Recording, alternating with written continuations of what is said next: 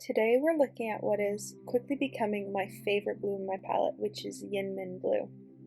Its pigment code is PB86 and was discovered in 2009 at the University of Oregon by grad student Andrew Smith.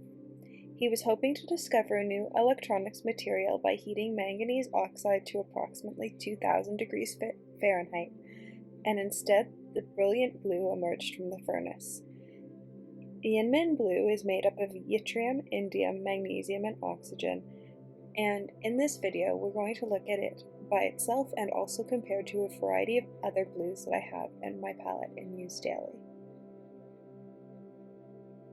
It's an incredibly opaque and granulating blue that I find leans ever so slightly purple. Even washed out, it granulates spectacularly and doesn't lose that true blueness of the color. I almost never use it at full strength just due to its opacity, but will often use it in mixes, as I find that it creates spectacular granulating mixes that we'll look at a bit later on in this video. I think the easiest way to show what the color truly looks like is by comparing it to other blues that people commonly have in their palettes. In the case of this video, I chose a selection of blues, and in the next part we'll go over the blues and why I chose them. In the top right, you get a pretty clear idea of what the granulation looks like of this color, and I think it's spectacular.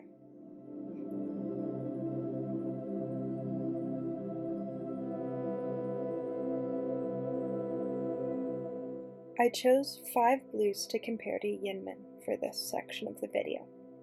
They are Daniel Smith French Ultramarine, which is PB29, Holbein Ultramarine Blue Deep, which is also PB29, Cozmick Creations Lapis, another PB29, romanszmal's Cobalt Blue Deep, PB74, Cozmick Creations YinMn, and then Winsor & Smalt Dupont's Blue, which is PV15.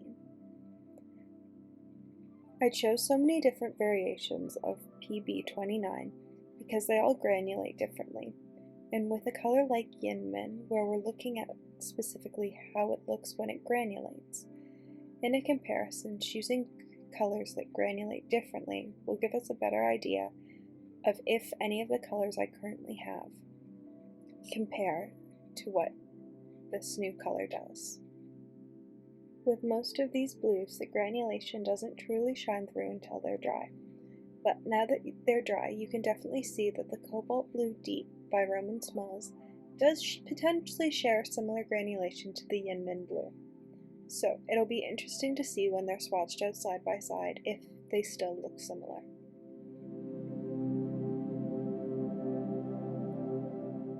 For this, I'm going to put a stripe of YinMn right down the center of the page and swatch the 5 other blues coming off of it. That way I can see the blues right side by side and I get a better idea of which one is potentially closest. I don't think any are going to come close in terms of opacity, so at the moment I'm just looking at it in terms of color and granulation. I think the Cobalt Blue Deep from romanszmal is probably closest, which isn't surprising because I bought the color because people said it was a dupe for YinMn, but we'll see. I start with the Daniel Smith Ultramarine French.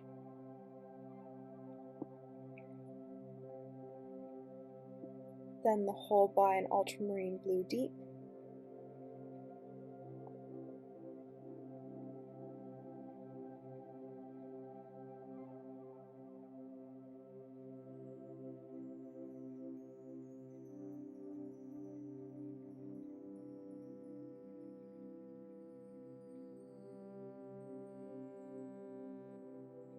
The goal with these swatches was that all of them were about the same amount of paint, and so making sure they were as even as possible was incredibly important to me. Then we have Cozmick Creations Lapis. So these are all different variations of PB29, but they all look quite different. The French Ultramarine is quite light when compared to the Lapis.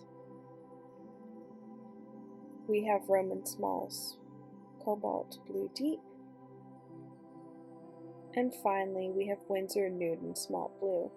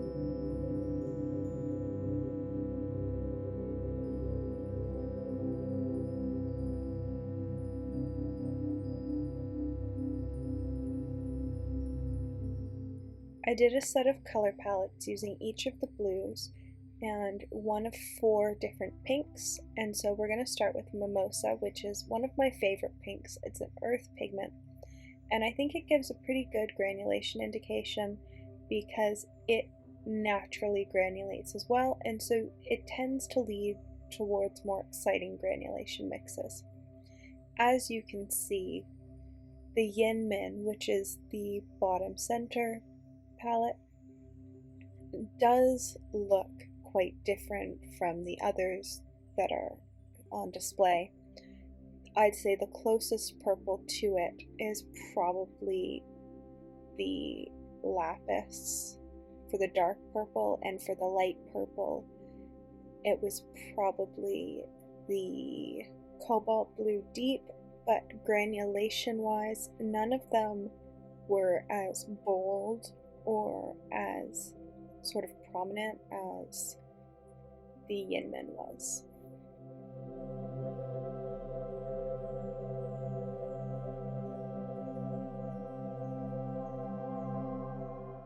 Next up, we have the palettes using Magenta. In this case, it's a Magenta that's PR122, which is my preferred version of quinacridone Magenta.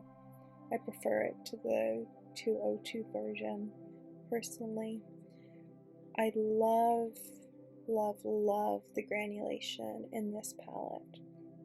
Once again, the dark purple I find is most similar to the Cobalt Violet Deep, though the granulation in the YinMn version is more prominent. The lighter version is hard to match. None of the colors really come close because as they get lighter, they seem to lose that granulation that comes with the blue. Whereas with the YinMn mix, you really don't seem to lose that granulation. It becomes less prominent, but it doesn't seem to disappear like the granulation tends to in other mixes that involve granulating blues, where whatever the other pigment is, in this case the red overpowers the blue. The greens, I will say, are pretty similar across the board for at least the yellow green. For the blue green, there is some more variation, with some leaning darker than others. But in my opinion, I think it falls somewhere between the Smalt blue and the Lapis, just in terms of tone, where it has the granulation the Lapis has, but it's more brown toned than the other mixes.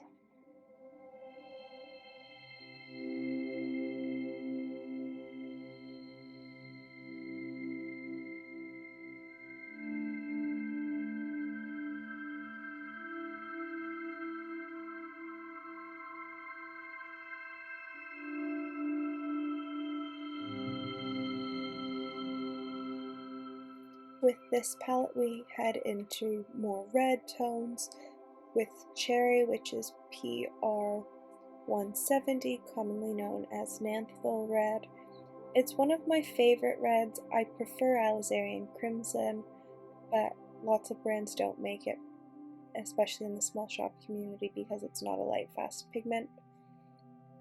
This was the palette that I found was most similar across the board, especially with the red heavy mixes. This red pigment is so overpowering that any blue you add to it, you pretty much end up with the same color.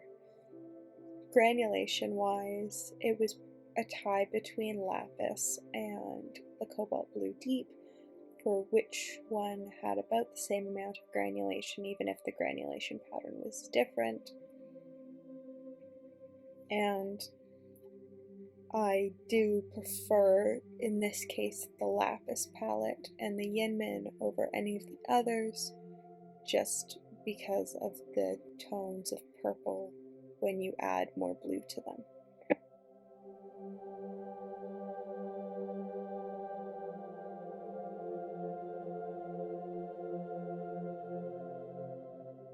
The final palette includes the newest red to my collection, which is Ruby PR88, which is a pigment that Winsor renewed and discontinued carrying in their line in 2005.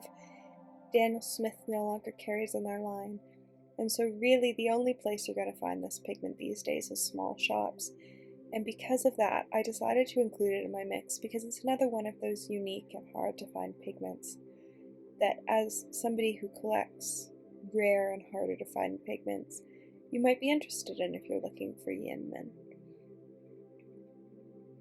There was nothing that I mixed in this one that I found came close to YinMn, even in the mixes that I did off screen with Ruby, simply because the mixes with Ruby are so pale versus how bright and bold the other colors are.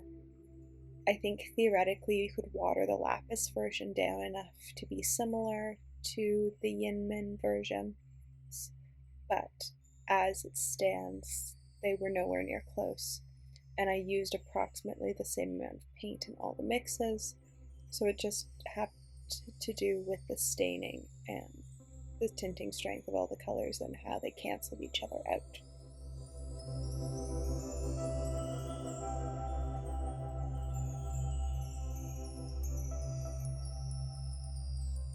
So to end this video, I wanted to just look at the different colors that were created in this YinMn palette specifically, because as cool as it is to look at them all together with other colors, looking at them alone is really what I think is important. And you can see just the granulating mixes that they make, and something that I think is really special about this color is that it does granulate with basically everything. I have yet to put it with a color where I haven't gotten an interesting mix or some form of texture. Even Buzzy B, which is an incredibly lovely yellow, it's my most used yellow in my palette, but it has no granulation to it, has some form of texture when mixed with YinMn, which I think is incredibly special. I know for a lot of people it's hard to justify the cost of the pigment. For me, it was. I only had this pan because it was gifted to me by the small shop I work with as an ability to test out the pigment, and I'm quite grateful for that opportunity. One of the reasons the paints made with this pigment is so expensive is the fact that the raw pigment is expensive. 10 grams of the pigment costs about $75 US, depending on where you buy it from. And that's one of the reasons why so few companies produce the color. Currently, I don't believe there's any commercial company that's producing it, but there are a number of handmade brands if you go on Etsy that do carry the pigment regularly. And you are able to buy the pigment from individuals on Etsy who are creating it in their own labs, which is something I think is quite unique. I think the fact that it's a pigment that people are creating at home and using different mixtures to slightly change the hue of the final color is something that is incredibly unique about this color, and is something that I look forward to seeing more in the future. I hope you enjoyed this deep dive into YinMn. I will be doing some pieces using it, but for this I thought it was important to just look at what the color looks like and to show how it performs in mixes.